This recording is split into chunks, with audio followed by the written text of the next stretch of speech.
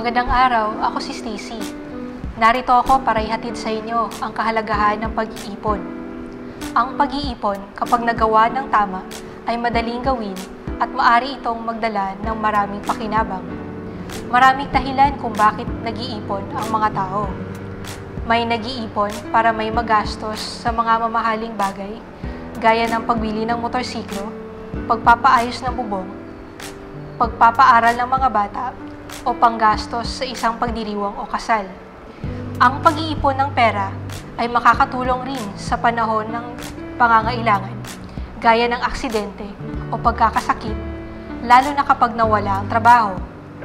Maaaring gamitin ang naipon na pera para pambayad sa doktor at pagpapagamot, pati na rin sa pagsustento sa kanilang pamilya habang sila ay nagpapagaling hanggang sa makabalik sa trabaho. Isa pang dahilan para mag-ipon ay ang paghahanda sa pagtanda at panahong hindi na maaaring magtrabaho. Ang pag-iipon ay maaaring gawin sa iba't ibang paraan. Maaaring mag-ipon sa bahay, mga kamag-anak, maging sa bangko. Maaari ring gawin sa iba't ibang ari-arihan, gaya ng pag-aalaga ng hayop at pagbili ng alahas, na maaaring ibenta kapag nangangailangan ng pera. Ang bawat paraan ng pag-iipon ay may kaukulang sugal. May ilang pamamaraan kung saan pwedeng pagkakitaan ang pag-aalaga ng hayop, ngunit may mga pagkakataon rin na maaari itong gamitin sa ibang bagay. Ang kagandahan naman ng pag-iipon ng alahas ay maaari mo itong isuot. Ang pag-iipon sa bahay ay may kaukulang panganib din, dahil maaari mo itong makuha kung kailangan mo naisin. At kung ang pag-iipon naman ay sa bangko, makasisigurado ka na ligtas ang iyong iniipon. Maraming tao ang walang ipon. Nauubos ang kanilang kinikita sa mga pang-araw-araw nilang ginagastos. At kapag dumating ang panahon na may pagkakagastusan sila ng malaki o may di inaasahang pangyayari, kadalasan ay sa mga nagpapautang ang kanilang takbuhan. Minsan, ang pangungutang ay mabuti, ngunit madalas ito ay isang malaking pasanin. Tingnan natin ang ilang halimbawa ng pakinabang ng pag-iipon. Una, tingnan natin kung paanong ang pagtatabi ng maliit na halaga araw-araw ay maaaring maging malaking bagay sa kalaunan. Halimbawa, kung sa simula ng taon, ang isang tao ay nagtabi ng 50 piso sa isang araw, makakaipon siya ng 18,250 piso sa simula ng susunod na taon. Sapat na ito para pambili ng maraming bagay. Kung ikaw ay nagtabi ng 50 piso sa isang araw, sa loob ng 5 taon, makakaipon ka na ng halos 100,000 piso. Mahalaga rin na malaman ang kaibahan ng konsepto ng pag-iipon sa kaugalian ng pangungutang. Halimbawa, kung gusto mo bumili ng motorsiklo, ang maaari mong gawin ay mag-ipon o ang umutang at hulugan ito. Paghambingin natin ang dalawang pamamaraang nabanggit. Kapag umutang ka ng 14,000 piso sa kahabaan ng isang taon na may patubo na 2.5% kada buwan, ito ay katumbas na 30% sa isang taon. Ibig sabihin, makalipas ang isang taon, kailangan mong bayaran ang 14,000 piso at ang karagdagang tubo na 30%. Ito ngayon ay nagkakahalaga ng 18,200 piso makalipas ang isang taon. Kung babayaran mo naman ang 14,000 pisong utang araw-araw, ito ay magkakahalaga ng 50 piso sa isang araw.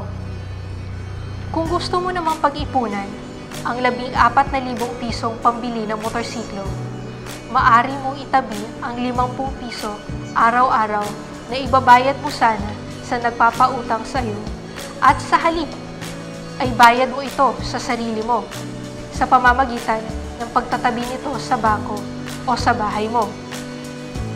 Sa halip na maghulog ka ng 50 piso araw-araw, makaraan ng isang buong taon, mapapasayo na ang motorsiklong nagkakahalaga ng 14,000 piso pagkatapos lamang ng ika-280 araw ng pagtatabi ng 50 piso. Ibig sabihin, kung nagsimula ka sa ika-1 ng Enero, matatapos ka na mag-ipon pagkasapit ng ika-7 ng Oktubre. Ang natitirang 3 buwan ng taon ay kumakatawan sa tubo ng iyong inutang. Sa pag-iipon kaysa pangungutang, kikita ka ng 4,250 piso. Isa pang halimbawa ay ang pagbabayad ng matrikula sa pag-aaral ng mga bata. Kung pupunta ka sa nagpapautang, maaari ka nilang singilin ng 20% patubo kada buwan para sa kanilang serbisyo.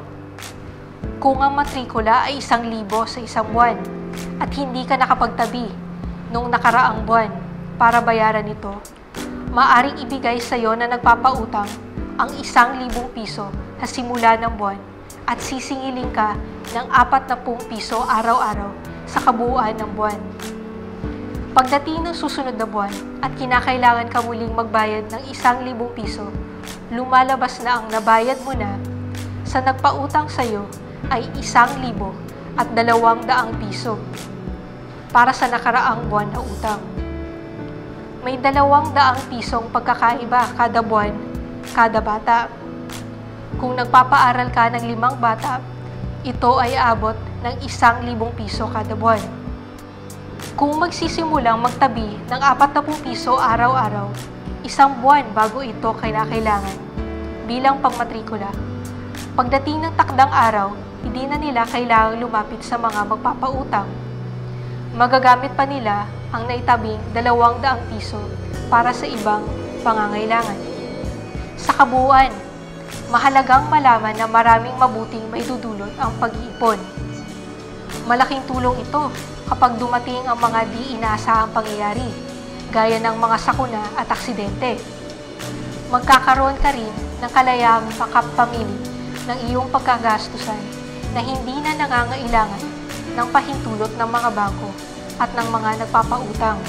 At ang pinakamahalaga, kapag ginawang bahagi ng pang-araw-araw na pamumuhay ang pag-iipon, maaari mong maitabi ang perang kikitain sana ng nagpapautang bilang tubo at sa halip ay gawin itong pambayad sa sarili para ikaw naman ang kumita.